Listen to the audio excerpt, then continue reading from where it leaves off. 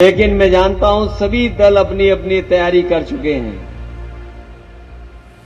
और मुझे खुशी इस बात की है कि समाजवादी पार्टी इस बार तैयारी में पीछे नहीं है, तैयारी में एकदम आगे दिखाई दे रही है समाजवादी पार्टी।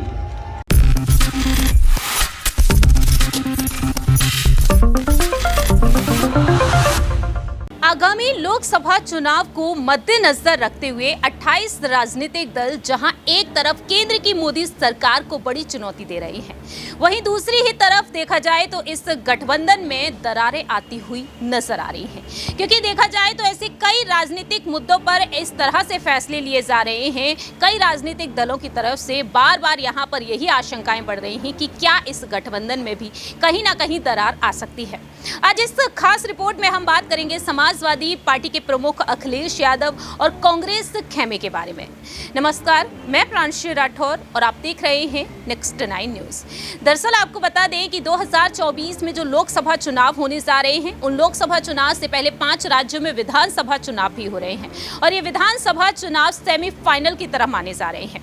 आपको बता दें कि मध्य प्रदेश, राजस्थान, छत्तीसगढ़, तेलंगाना और मिजोरम में इन विधानसभा चुनाव को लेकर लगातार सियासी सरगर्मियां तेज हैं। तारीखों का ऐलान भी कर दिया गया है और तारीखों का ऐलान किए जाने के बाद, चुनाव आयोग के द्वारा ऐलान किए जाने के बाद अब राजनीतिक दल प्रत्याशियों की लिस्ट भी जारी कर रहे हैं। मध्य प्रदेश की सियासत में इस वक्त देखा जाए तो सियासी हड़कंप मचा हुआ है, क्योंकि यहाँ पर न सिर्फ भारतीय जनता पार्टी बल्कि कांग्रेस की तरफ से लिस्ट जारी की गई है, बहुजन समाज पार्टी की तरफ से भी, और अब समाजवादी पार्टी ने भी लिस्ट जारी कर दी है। अखिलेश यादव ने 9 सीटों पर अपने प्रत्याशी को उतारा है और कांग्रेस ने 144 को। ऐसे में यहां पर अखिलेश यादव ने उन प्रत्याशियों को उन सीटों से उतारा है जहां से कांग्रेस भी चुनाव लड़ रही है, यानी कि अपने उम्मीदवारों को आगे कर दिया है, जिसके बाद से यहां पर हलचल ये तेज हो चुकी है। क्या यहां पर लोकसभा चुनाव में भी अब असर पड़ता हुआ नजर आएगा? सवाल यहां पर रहेगा नेहा से, जो आज हमारे साथ मौजूद हैं।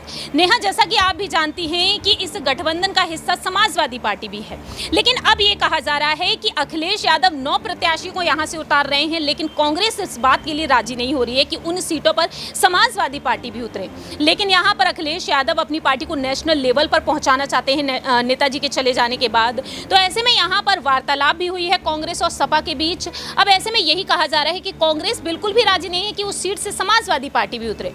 कैसे देख रही हैं आप? क्या वाकई में यहां पर लोकसभा चुनाव पर एक बड़ा सियासी असर पड़ता हुआ नजर आ सकता है? देखिए प्रियांशी, बिल्कुल यहाँ पर कहा जा सकता है कि अगले साल 2024 में जो लोकसभा का चुनाव है, और जैसे कि आपने अभी बताया कि जो नया गठबंधन बना है, इंडिया गठबंधन, और यहाँ पर देखा जा रहा है कि उसमें तमाम पार्टियाँ जुड़ी हैं, और जिस सीट की आप बात कर रही हैं वहाँ पर समाजवादी पार्टी अपने कुछ प्रत्याशियों को उतारना चाहती है। तो देखिए बिल्कुल यहाँ पर समाजवादी पार्टी भी किसी से पीछे नज़र नहीं आ रही है। मुलायम सिंह यादव के जाने के बाद अखिलेश यादव यहाँ बड़े बड़े फैसले लेते नजर आ रहे हैं, और तब से यही देखा जा रहा है कि जो अखिलेश यादव हैं यहाँ कोई कमी नहीं छोड़ रहे हैं। यहाँ तक कि मैं आपको बता दूं कि समाजवादी पार्टी पीएम की दौड़ में भी भागती नजर आ रही है अब। और आपको बता दें कि जैसे कि आपने बताया कि राहुल गांधी यानी कि कांग्रेस नहीं चाहती कि समाजवादी पार्टी इस सीट से अपने प्रत्याशियों को यहाँ पर उतारे। तो देखिए कहीं ना कहीं कांग्रेस को भी ये भय है कि समाजवादी पार्टी शायद इस सीट से कांग्रेस का खेल ना बिगाड़ दे, इसीलिए यहाँ पर ये बड़ा कारण हो सकता है कि कांग्रेस यहाँ पर जो प्रत्याशी है उनको उतारने से मना कर रही है। देखिए यहाँ पर जिस तरीके से नेहा जो बातें सामने आई हैं, और दूसरी ही तरफ अखिलेश यादव का साफ तौर पर कहना रहा है गठबंधन को लेकर कि यूपी में जो अब गठबंधन जिस तरीके से हो चुका है, तो यूपी में गठबंधन से सीटें हम मांग नहीं रहे हैं बल्कि हम उन्हें सीटें दे रहे हैं। और ऐसे में मध्य प्रदेश की सियासत में कांग्रेस का अगर ये सियासी बर्ताव देखने को मिल रहा है, और अब दूसरी ही तरफ अखिलेश यादव भी दावा कर रहे हैं, आप यहाँ पर कैसे देख रही हैं कि यहाँ पर मैदान में तो अरविंद केजरीवाल की पार्टी भी है, बहुजन समाज पार्टी को इस गठबंधन में लाने की कोशिश की जा रही है। तो आपको क्या लगता है?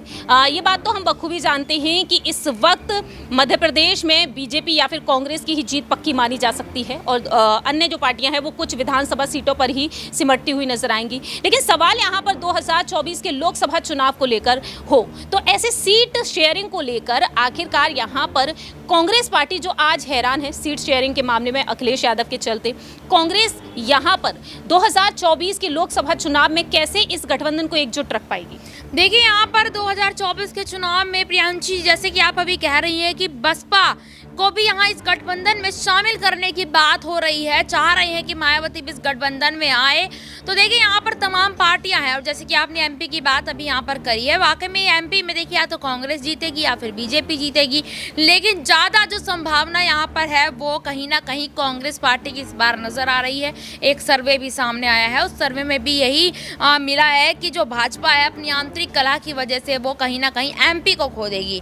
देखिए, राजस्थान तो पहले से ही उनके हाथ से निकला हुआ है, इस बात में कोई राय नहीं है, लेकिन यहाँ एमपी भी इस बार जाने वाला है भाजपा के हाथ से, क्योंकि एमपी में आपने देखा होगा कि एक तरफ सिंधिया है तो दूसरी तरफ शिवराज सिंह चौहान है, तो दोनों के बीच में कलह मच रही है कि देखिए सिंधिया के समर्थकों को यहाँ टिकट नहीं दिया गया। ये बहुत बड़ी बात है। अगर सिंधिया बगावत के रास्ते पर निकल पड़े तो यहाँ पर भाजपा को हारने के लिए कोई नहीं रोक सकता एमपी के अंदर। वाकई में देखा जाए तो यहाँ पर बात एमपी की हुई, गठबंधन की हुई। अब देखना यही होगा कि 24 में आखिरकार एनडीए को क्या वाकई में इंडिया गठबंधन हरा पाएगा या फिर नहीं। फिलहाल इस खास प्रोग्राम में इतना ही, लेकिन जाने से पहले आपको एक वीडियो दिखाते हैं कि अखिलेश यादव मध्य प्रदेश की सियासत में किस तरीके से सियासी हड़कंप मचाते हुए नजर आ रहे हैं, कैसे उन्होंने कई बड़े बड़े ऐलान कर दिए। देखिए जरा। सीना तान के समाजवादी पार्टी के साइकिल चुनाव जा रहे हैं।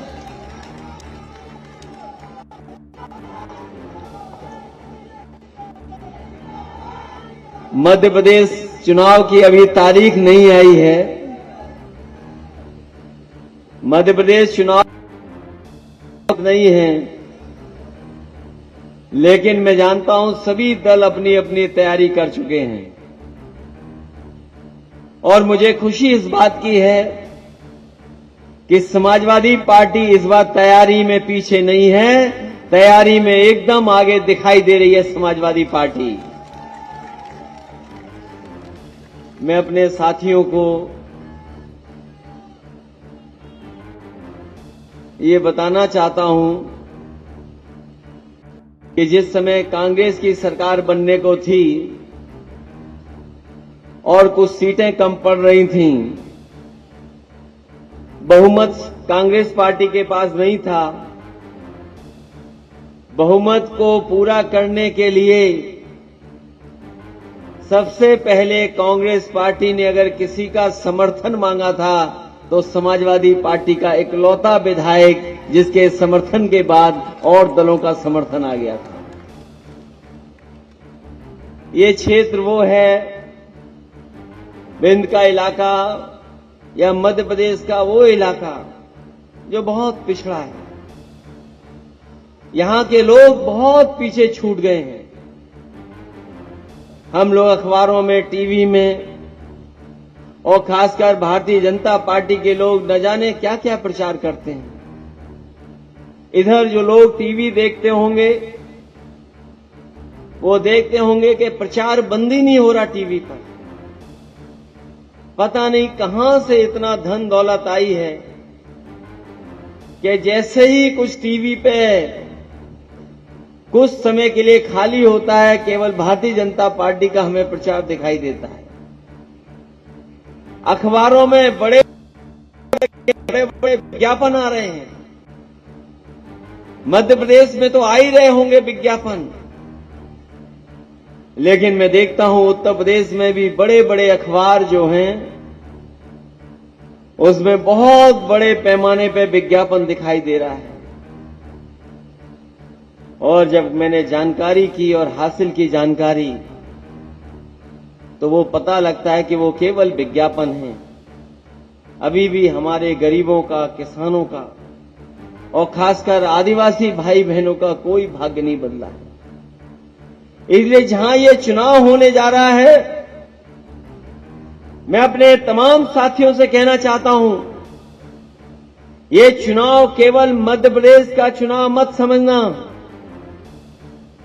ये चुनाव देश का चुनाव भी समझना। आपका एक एक वोट आने वाले समय में जो चुनाव होने जा रहे हैं उसके लिए संदेश देगा। बीजेपी इस प्रयास में है। पहले तो बहुत मंथन हुआ उनके अंदर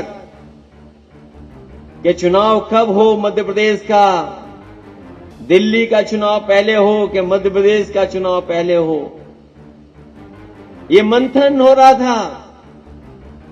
लेकिन सुनने में आ रहा है कि अब तो मध्य प्रदेश का चुनाव पहले होगा, दिल्ली का चुनाव बाद में होगा। लेकिन दिल्ली का रास्ता अगर उत्तर प्रदेश से निकलता है तो मध्य प्रदेश में चुनाव होने जा रहा है, तो मध्य प्रदेश भी उसका संदेश देगा।